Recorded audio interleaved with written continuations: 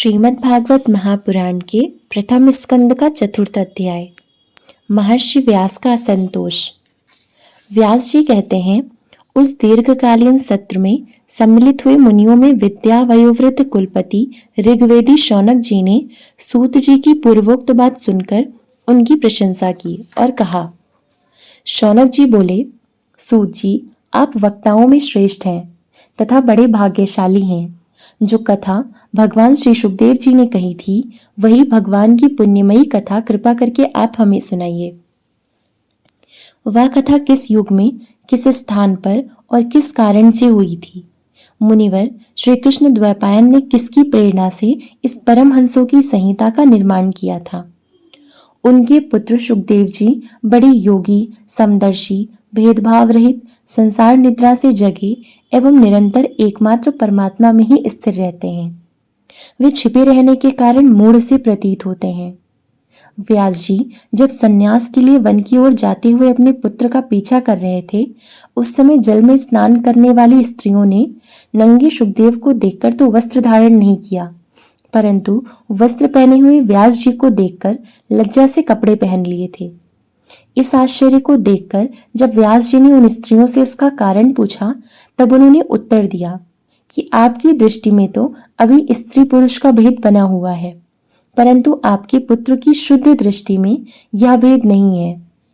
कुरुजांगल देश में पहुंचकर हस्तिनापुर में वे पागल, गूंगे तथा जट के समान विचरते होंगे। नगरवासियों ने उन्हें कैसे पहचाना? पांडव नंदन राजर्षि परीक्षित का इन मौनी सुखदेव जी के साथ संवाद कैसे हुआ, जिसमें यह भागवत संहिता कही गई? महाभाग श्री सुखदेव जी तो गृहस्थों के घरों को तीर्थ स्वरूप बना देने के लिए उतनी ही देर उनके दरवाजे पर रहते हैं जितनी देर में एक गाय दुही जाती है। सूत जी, हमने सुना है कि अभिमन्यु नंदन परीक्षित भगवान के बड़े प्रेमी भक्त थे। उनके अत्यंत आश्चर्यमय जन्म और कर्मों का भी वर्णन कीजिए। वे तो पांडव वंश के गौरव बढ़ाने वाले सम्राट थे। वे भला किस कारण से साम्राज्य लक्ष्मी का परित्याग करके गंगा तट पर मृत्यु पर्यंत अनशन का व्रत लेकर बैठे थे? शत्रुगण अपने भले के लिए बहुत सा धन लाकर उनके चरण रखने की चौकी को नमस्कार करते थे। वे एक वीर युवक थे। उन्होंने उस दुस्तेज लक्ष्मी को अपने प्राणों के साथ भला क्यों त्याग देने की इच्छा की? जिन लोगों का जीवन भगवान के आश्रित है, वे तो संसार के परम कल्याण, अभ्युदय और समृद्धि के लिए ही जीवन धारण करते हैं। उसमें उनका अपना कोई स्वार्थ नहीं होता। उनका शरीर तो दूसरों के हित के लिए था। उन्होंने विरक्त होकर उसका परित्याग क्यों किया? वेदवाणी को छोड़कर अन्य समस्त शास्त्रों को आप पारदर्शी विद्वान हैं। सूत जी, इसलिए इस समय जो कुछ हमने आपसे पूछा है, वह सब कृपा करके हमें बताइए। सूत जी ने कहा, इस वर्तमान चतुर्युगी के तीसरे युग द्वापर में महर्षि पराशर के द्वारा वसुकन्या सत्यवती के गर्भ से भगवान के कलावतार योगीराज व्यास जी का जन्म हुआ। एक दिन वे सूर्योदय के समय सरस्वती के पवित्र जल में स्नान आदि करके एकांत पवित्र स्थान पर बैठे हुए थे। महर्षि भूत और भविष्य को जानते थे। उनकी दृष्टि अचूक थी। उन्होंने देखा कि जिसको लोग जान नहीं पाते, ऐसे समय के फेर से प्रत्येक युग में धर्म संकरता और उसके प्रभाव से भौतिक वस्तुओं की भी शक्ति का ह्रास होता जा रहा है। संसार के लोग श्रद्धाहीन और शक्तिरहित होते जा रहे हैं। उनकी बुद्धि कर्तव्य का ठीक ठीक निर्णय नहीं कर पाती और आयु भी कम हो जाती है। लोगों की इस भाग्यहीनता को देखकर उन मुनीश्वर ने अपनी दिव्य दृष्टि से समस्त वर्णों और आश्रमों का हित कैसे हो, इस पर विचार किया।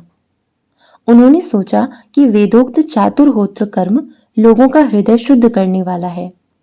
इस दृष्टि से यज्ञों का विस्तार करने के लिए उन्होंने एक ही वेद के 4 विभाग कर दिए। व्यास जी के द्वारा ऋग, यजुः, साम और अथर्व, इन 4 वेदों का उद्धार अर्थात पृथक्करण हुआ। इतिहास और पुराणों को 5वां वेद कहा जाता है। उनमें से ऋग्वेद के पैल, सामगान के विद्वान जैमिनी और यजुर्वेद के एकमात्र स्नातक वैशंपायन हुए। अथर्ववेद में प्रवीण हुए तरुण नंदन सुमंत मुनि। इतिहास और पुराणों के स्नातक मेरे पिता रोमहर्षण थे। इन पूर्वोक्त ऋषियों ने अपनी अपनी शाखा को और भी अनेक भागों में विभक्त कर दिया।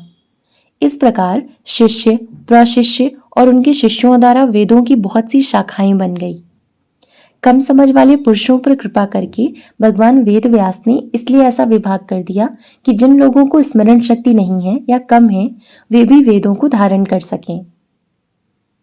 शूद्र, पतित, द्विजाति तीनों ही वेद श्रवण के अधिकारी नहीं हैं, इसलिए वे कल्याणकारी शास्त्रोक्त कर्मों के आचरण में भूल कर बैठते हैं। अब इसके द्वारा उनका भी कल्याण हो जाए, यह सोचकर महामुनि व्यास जी ने बड़ी कृपा करके महाभारत इतिहास की रचना की।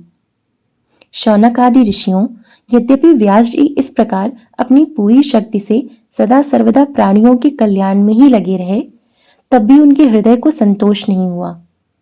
उनका मन कुछ खिन्न सा हो गया।